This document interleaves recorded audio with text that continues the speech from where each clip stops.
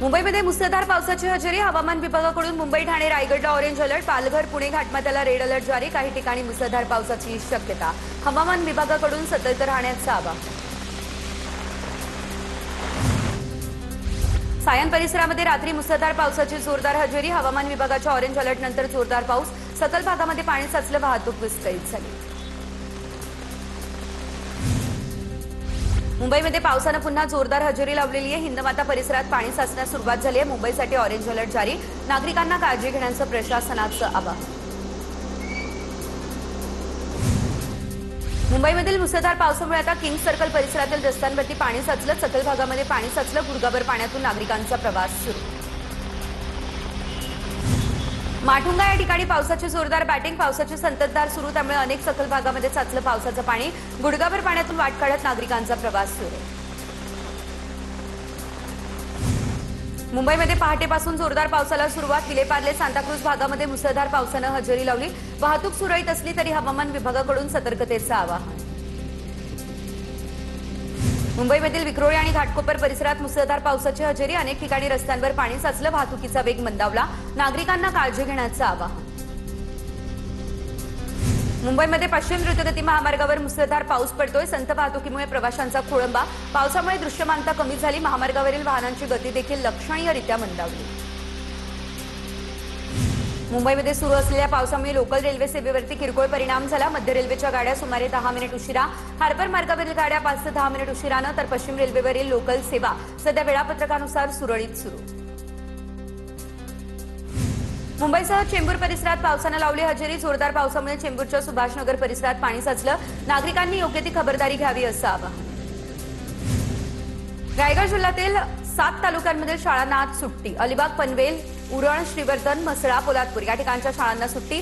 हवामान विभागाकडून पुढील 3 दिवस अतिमुसळधार पावसाचा इशारा।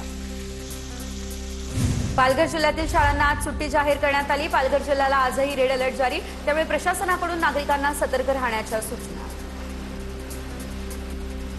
पालघर जिल्ह्यात पावसाचा जोर कायम। नदीपात्रातील पाण्याची पातळी वाढली। सूर्या नदीमध्ये मासेमारीसाठी उतरलेला शेतकरी पाण्याच्या प्रवाहात वाहून गेला। पावसामुळे रायगडच्या माणगाव शहराचा मुख्य कचेरी रोड जलमय झाला। प्रशासनाकडून तातडीच्या उपाययोजनांची मागणी। रायगडच्या पेण या ठिकाणच्या कळवे जोहे या मार्गावरती पाणी साचलं। 4 गावांचा संपर्कही तुटला। संपर्क तुटला त्यामुळे नागरिकांचं जनजीवन विस्कळीत। निवेदनं दिली जात आहेत तरी देखील सार्वजनिक बांधकाम विभागाकडून कुठलीच उपाययोजना नाही। संतप्त ग्रामस्थांनी कळवे जोहे मार्गच रोखला। रायगडमध्ये मुसळधार पावसाचा कहर। नद्यांच्या पाणी पातळीमध्ये झपाट्यानं वाढ। माणगावची काळ नदी, कळंबी आणि सावित्री नद्यांच्या पाणी पातळीत वाढ। सलग सुरू असलेल्या पावसामुळे नदीकाठच्या गावांना सतर्कतेचा इशारा। प्रशासन अलर्ट। रत्नागिरीला आता पुढील 3 तास पावसाचा अलर्ट देण्यात आलेला आहे। रेड अलर्ट जारी आहे। 2 ते 5 जुलैपर्यंत रत्नागिरीला ऑरेंज अलर्ट, तर पुढील काही तासांमध्ये मुसळधार ते अतिमुसळधार पावसाची शक्यता। सखल भागामध्ये पूरसदृश्य परिस्थिती निर्माण होण्याचा धोका। किनारपट्टीच्या भागामध्ये वेगवान वारे वाहण्याची देखील शक्यता। नागपूरसह विदर्भातल्या काही जिल्ह्यांना पावसाचा ऑरेंज अलर्ट जारी। पुढील 48 ते 72 तासांमध्ये विदर्भामध्ये समाधानकारक पावसाची शक्यता। हवामान विभागाकडून जुलै महिन्यामध्ये समाधानकारक पावसाची शक्यता। नाशिक शहरासह जिल्ह्यासाठी हवामान खात्याकडून येलो अलर्ट कायम, तर घाटमाथा आणि आजूबाजूच्या परिसराकरता ऑरेंज अलर्ट जारी। पश्चिम भागातील इगतपुरी, त्र्यंबकेश्वर, पेठ तालुक्यांमध्ये मुसळधार पावसाचा अंदाज।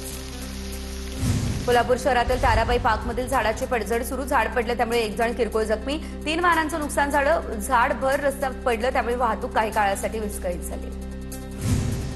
नाशिकच्या मेनरोड परिसरामध्ये धोकादायक वाडा कोसळला। वर्दळीच्या आणि मध्यवर्ती परिसरातील ही घटना। घटनेपूर्वी वाड्याच्या परिसरातून निवृत्तीनाथांची पालखी गेलेली। प्रशासनाकडून वारंवार नोटिसा देऊनही वाड्यात लोकांचं वास्तव्य।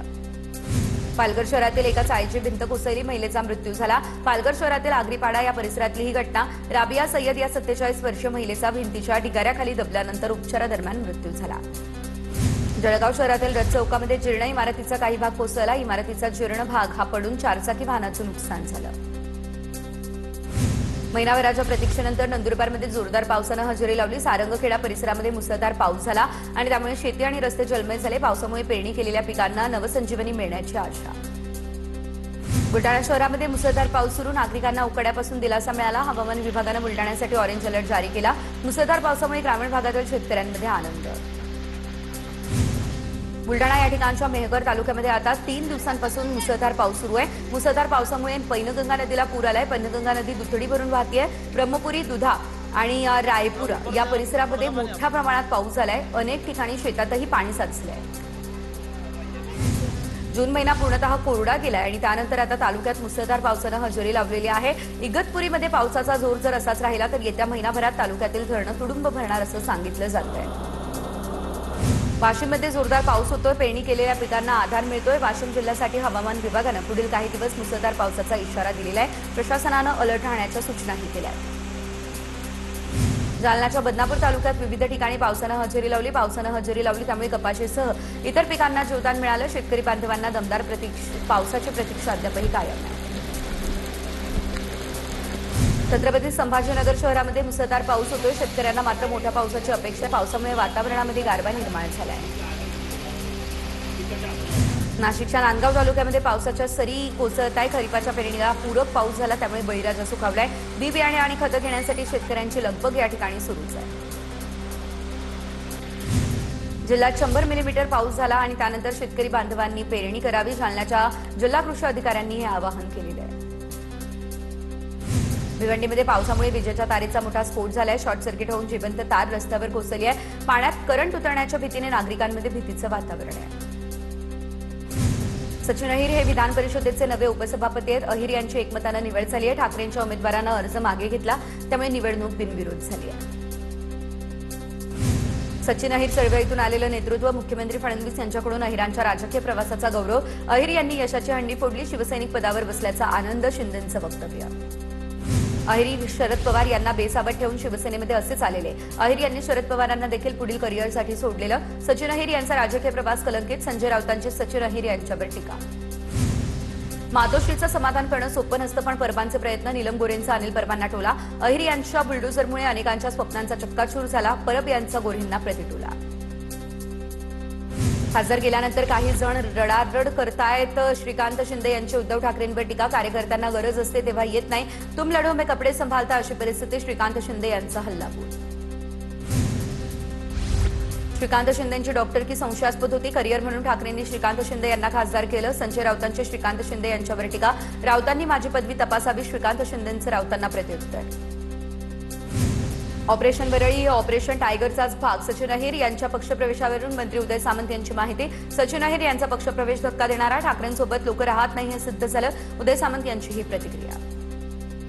उपमुख्यमंत्री एकनाथ शिंदे दिल्ली दौऱ्यावर। येत्या 2 दिवसात केंद्रीय मंत्रिमंडळाचा विस्तार। श्रीकांत शिंदे आणि ओमराजे निंबाळकर केंद्रीय मंत्रिपदाची शपथ घेण्याची शक्यता अशी सूत्रांची माहिती। एकनाथ शिंदे यांची मूळ कुठल्या पक्षात आहेत? मिंदे यांच्या पक्षामध्ये जे इच्छुक होते ते आता विचारत आहेत। आम्हाला कधी काय मिळणार? आदित्य ठाकरे यांची टीका।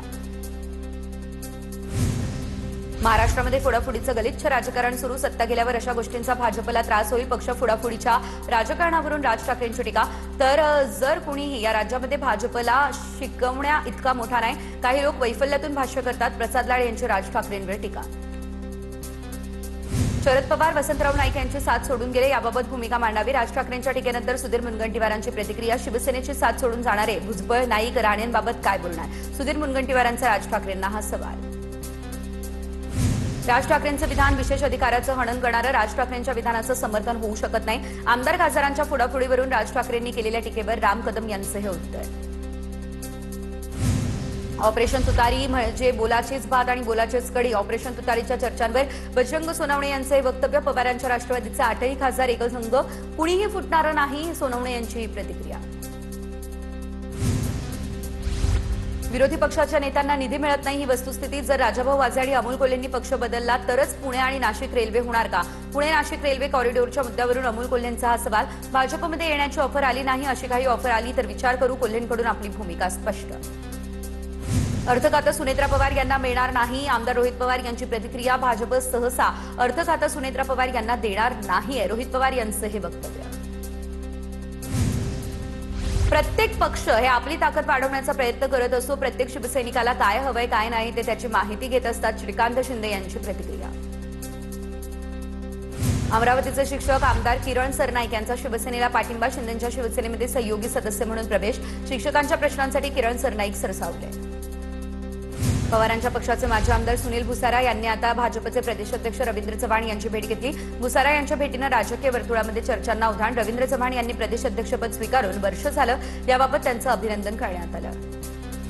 चाळीसगाव या ठिकाणी भाजप आणि शिंदेच्या शिवसेनेमध्ये राजकीय वातावरण तापलं। उन्मेष पाटलांविरोधात भाजप कार्यकर्त्यांकडून गुन्हा दाखल। भाजपच्या फारुख खान यांच्याकडून उन्मेष पाटलांविरोधात तक्रार। संबंध नसताना शिवीगाळ केल्याची भाजपच्या फारुख खान यांचीही तक्रार। आमदार नरेंद्र भोंडेकर यांनी सांगवारी उपसा सिंचन योजनेचा मुद्दा अधिवेशनामध्ये मांडला। सांगवारी प्रकल्पाचा प्रस्ताव अर्थ विभागामध्ये रखडला। 2 महिन्यांमध्ये टेंडर काढण्याची भोंडेकर यांची मागणी। प्रकल्पामुळे भंडारा मोहाडी तालुक्यात 60 गावांना पाणीही मिळणार। मुंबई हैदराबादील चर्चेवेळी विधानसभेमध्ये गैरहजर राहणाऱ्यांना नोटीस। विधानसभेत गैरहजर राहणाऱ्या महानगरपालिका अधिकाऱ्यांना कारणे दाखवा नोटीस। नगरविकास राज्यमंत्री माधुरी मिसाळ यांच्याकडून नोटीस काढण्याचे आदेश। तर मुंबईच्या विषयांवरती चर्चा असताना अधिकारी गांभीर्यानं घेत नाही, माधुरी मिसाळ यांचीही प्रतिक्रिया। राज्यमंत्री मुरलीधर मोहोळ यांच्या बैठकीत कल्याणी नगर ते पुणे विमानतळ मेट्रो मार्गाला तत्वतः मंजुरी। सुधारित आराखडा लवकरच तयार करण्याचे आदेश। पुणे आणि पिंपरी चिंचवड या ठिकाणच्या सर्व मेट्रो मार्ग विमानतळाशी जोडले जाणार। चेंबूरमध्ये झाड कोसळून झालेल्या दुर्घटनेमध्ये मंगळवारी एका विद्यार्थ्याचा मृत्यू झाला। दुर्घटनेची सखोल चौकशी करण्यासाठी चौकशी समिती स्थापन। या प्रकरणी सहाय्यक उद्यान अधीक्षक असलेले जगदीश भोईर, दुय्यम अभियंता अरुण मुंडे, सहाय्यक अभियंता योगेश पार्टे यांचं निलंबन। शिंदेच्या शिवसेनेच्या नगरसेविका माला साळवे गवळे यांना मोठा धक्का बसला। नाशिक जिल्हा जात प्रमाणपत्र पडताळणी समितीने जात प्रमाणपत्र अवैध ठरवलेलं आहे। सुरेखा दिनकर चंद्रपुरे यांच्या तक्रारीनंतर या प्रकरणाची चौकशी। लोहगड हत्या प्रकरणातील आरोपी सियाचा व्हिडिओ सोशल मीडियावर व्हायरल झाला। तर सियाचा शिवीगाळ करतानाचा पार्टीमधला व्हिडिओ समोर। केतन अग्रवाल हत्येप्रकरणी 3 तास गेट अनालिसिस झालं। तर सिया गोयल नंतर आता आरोपी चेतन चौधरीचं गुन्ह्याचं रिक्रिएशन। केतन अग्रवाल हत्या प्रकरणाच्या तपासाला आता वेग। पुरंदरच्या प्रस्तावित विमानतळाच्या भूसंपादनाला 15 जुलैपर्यंत मुदतवाढ। याआधी देखील भूसंपादनासाठी 30 जूनपर्यंत मुदत देण्यात आलेली। 7 गावांमध्ये 1216 हेक्टर जमिनीचं भूसंपादन केलं जाणार आहे। लवकरात लवकर नागरिकांचे पैसे बुडवणाऱ्या मल्टीस्टेटचा जप्त केलेल्या प्रॉपर्टी संदर्भात निविदा काढाव्या। आमदार सुरेश धस यांची विधानसभेत ही मागणी। महाराष्ट्रात एसआयआर प्रक्रिया सुरू झाली आहे। आमच्या आकलनानुसार 50 लाख बांगलादेशी मुस्लिम घुसखोरांची नावं महाराष्ट्रामध्ये समोर येतील। भाजप नेते किरीट सोमय्या यांचीही प्रतिक्रिया। जळगावमध्ये मतदार यादी पुनरावलोकनासाठी जिल्हाधिकारी फील्डवर उतरले। तर बीएलओच्या कामाचा थेट आढावा घेतला। मतदार यादी पुनरावलोकनात एकाच दिवसामध्ये 45,000 ऑनलाईन फॉर्म। माहितीचा अधिकार नियमावली विरोधात 5 जुलैपासून अण्णा हजारे बेमुदत उपोषणावर ठाम। आज पुण्याच्या रुबे हॉलमध्ये अण्णा हजारेंची वैद्यकीय तपासणी होणार। अकोल्यात ओबीसींचा जिल्हाधिकारी कार्यालयावरती एल्गार। स्वतंत्र जातनिहाय जनगणनेसाठी आंदोलक आक्रमक। मागणी मान्य न झाल्यास जनगणना प्रक्रियेवरती बहिष्कार टाकण्याचा आंदोलकांचा इशारा। व्हॉट्सअप युजरनेम फीचर भारतात सुरू करण्यासंदर्भात सरकारची मेटाला नोटीस। 3 दिवसांमध्ये युजरनेम फीचर संदर्भात सविस्तर स्पष्टीकरण देण्याचे मेटाला निर्देश दिले। सल्लामसलतीशिवाय भारतामध्ये युजरनेम फीचर लागू न करण्याचे निर्देश। पिंपरी चिंचवड पोलीस आयुक्तालयाला 50 एकर जमीन देण्याचा राज्य सरकारचा निर्णय। तातवडीमधील जमिनीवर आता पिंपरी चिंचवड पोलिसांचं राज। मुख्यमंत्री देवेंद्र फडणवीस यांच्या सूचनेनंतर महसूल मंत्री बावनकुळे यांचा हा निर्णय। गृह विभागाला जागा हस्तांतरित करण्याचे बावनकुळेंचे आदेश।